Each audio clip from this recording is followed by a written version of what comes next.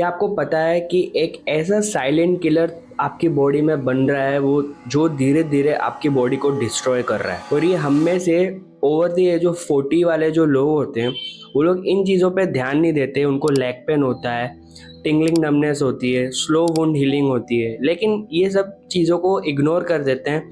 वो लोग ऐसा समझते हैं कि ये थकान की वजह से हो रहा है, टायर्डनेस की वजह से हो रहा है, लेकिन ये ऐसा नहीं है। यहाँ तो उनको ऐसा लगता है कि ये शायद एक नॉर्मल पार्ट है, एजिंग का पार्ट है, कि हम धीरे धीरे एज बढ़ रही हो तो उस वजह से ये चीज़ हो रही है, लेकिन ऐसा कुछ नहीं है वो। बट मैं अगर आपको कहूँ कि जो वो लेग पेन हो रहा है या टिंगलिंग नमनेस हो रही है या जब चलते वक्त पैरों में दर्द आ रहा है, वो नॉर्मल एजिंग का पार्ट नहीं है। वो वार्निंग साइंस है कि आपकी आर्टरीज ब्लॉक्ड हो चुकी है। उसकी वजह से आपको हार्ट अटैक भी आ सकता है या स्ट्रोक जैसी बीमारी भी हो सकती है। तो आज मैं आपको एक ऐसी मेडिकल प्रूवन मेथड बताऊंगा जिससे आप घर बैठे पता लगा सकते हैं कि आपकी आर्टरीज ब्लॉक्ड है कि नहीं है, जिसको बोलते हैं एंकल ब्रेकियल इंडेक्स।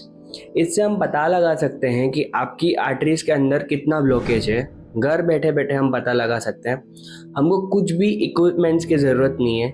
सिंपली आपको लिविंग रूम में बैठना है, आपको आपकी ब्लड प्रेशर की मशीन लेके बैठना है और आपको आपके एंकल लेवल पे जाके वहाँ पे ब्लड प्रेशर चेक करना है। इन दोनों हाथों में ब्लड प्रेशर चेक करना है। अब इंडिया में नैरोइंग आर्टरी और ब्लॉक्ड आर्टरी बहुत कॉमनली लोगों को हो रही है और लोगों को इस बारे में पता भी नहीं चल रहा है कि उनको नैरोइंग आर्टरी या फिर ब्लॉक्ड आर्टरी है। लेकिन अगर आपको high blood pressure, diabetes, high cholesterol या फिर कोई ऐसी फैमिली हिस्ट्री है जिनको ये सब है, तो आप एक हाई रिस्क पे हो सकते हो ब्लॉक्ड आर्टरीज या नैरोइंग आर्टरीज को लेके। अब मैं बात कर रहा हूँ पेरिफेरल आर्टरियल डिजीज की, जहाँ पे जो पैरों की जो आर्टरी होती है वो ब्लॉक्ड हो जाती है। अब आप सोच रहे होंगे ये तो लेग्स की प्रॉब्लम है, तो उससे हार्ट अटैक कैसे हो सकता है। ये एक स्ट्रॉन्ग इंडिकेटर है।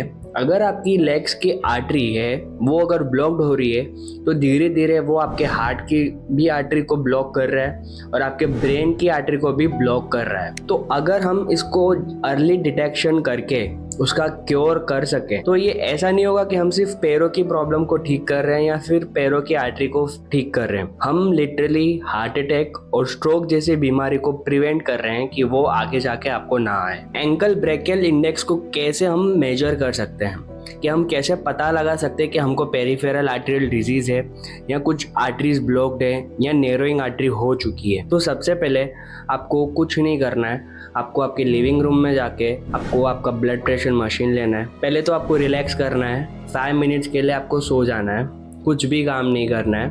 उसके बाद आपको दोनों हाथों के अपर आर्म के आपको ब्लड प्रेशर चेक करना है और जो भी रीडिंग हायर आती है उसको नोट डाउन करना है। उसके बाद आपके दोनों पैरों के ब्लड प्रेशर को चेक करना है।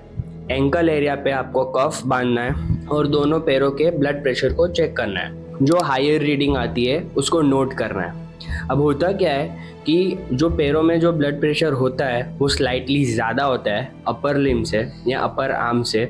सो अगर वो कम आ रहा है अपर आर्म से, इसका मतलब ये है कि आपकी आर्टरी कहीं ना कहीं ब्लॉक्ड हो चुकी है या नैरोइंग ऑफ आर्टरी हो चुका है। उस वजह से वो कम ब्लड प्रेशर बता रहा है। अब इसका कैलकुलेशन कैसे करेंगे? Higher blood pressure of ankle divide by higher blood pressure of arms, उन दोनों को डिवाइड करना है और उन दोनों का जो कैलकुलेशन आता है उससे हम पता लगाएंगे कि आपको आर्टरी ब्लॉक्ड है या नैरोइंग ऑफ आर्टरी है कि नहीं। एक बार आपको जब रेशियो मिल गया है उसको हम अब देखेंगे। अगर आपका रेशियो 1 से लेके 1.4 के बीच में आ रहा है मतलब वो नॉर्मल है।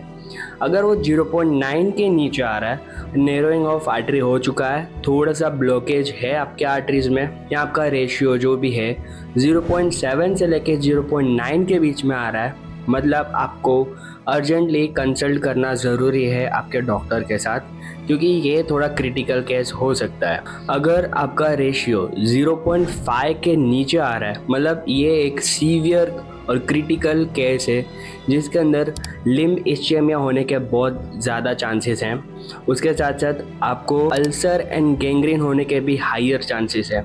तो ये एक मेडिकल अटेंशन है और आपको इमीडिएटली आपको कंसल्ट करना चाहिए आपके डॉक्टर के साथ इस प्रॉब्लम को लेके। अगर आपका ABI जो था, एंकल ब्रेकियल इंडेक्स अगर लोअर आ रहा है तो पैनिक करने की ज़रूरत नहीं है। आप आपके वैस्कुलर स्पेशलिस्ट के पास जाके मिलिए, उनके साथ कंसल्ट कीजिए और आप लाइफस्टाइल चेंजेस कर सकते हैं। डेली वॉकिंग कर सकते हैं, लो शुगर इंटेक होना चाहिए और आपको स्मोकिंग क्विट करना है एंड उसके साथ साथ अलग डाइटरी सब्सटेंसेस लेने हैं। अब मुझे आपसे सुनना है कि आपने कभी लेग पेन को इग्नोर किया है और ऐसे ही जाने दिया हो कि एज रिलेटेड है, शायद उम्र हो गई है इसलिए दर्द हो रहा होगा। सो उसको जाने मत दो और मुझे कमेंट्स में बताओ कि आपका एंकल ब्रेकियल इंडेक्स कितना आ रहा है और भी कोई आपकी प्रॉब्लम हो आप कमेंट्स में बता सकते हैं।